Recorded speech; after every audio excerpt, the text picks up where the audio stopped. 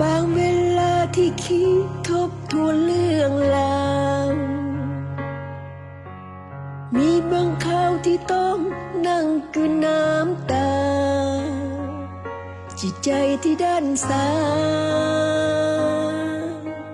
เตือนตัวเองอย่าหวังหากคืนหวนมา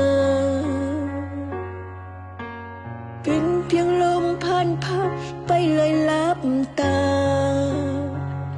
พัดมาแล้วหายไป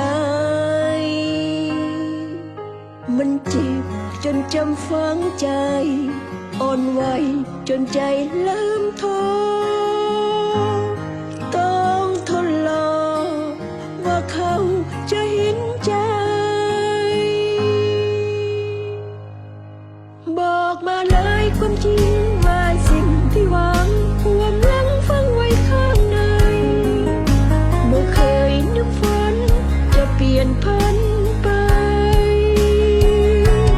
เก็บไว้ข้างในบอกเคยคิดสิต้องมาเลิกลาโศกหาหักมาเนิ่นนานอยากให้หักนั้นเป็นดังต้องการสุดตานทรมาน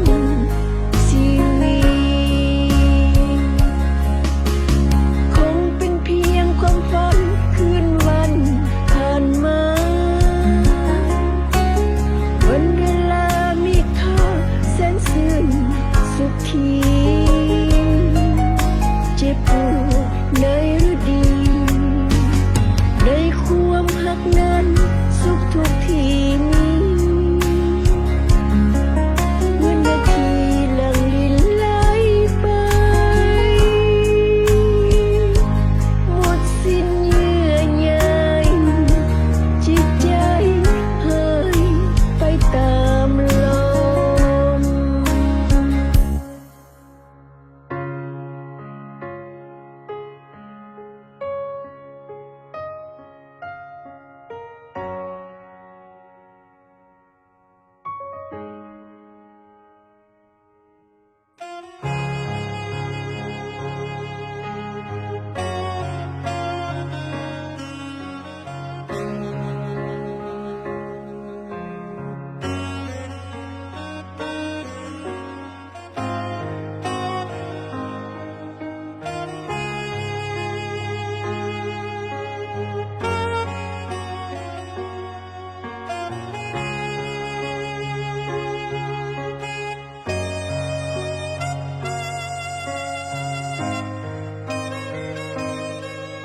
มันเจ็บจนจำฝังใจ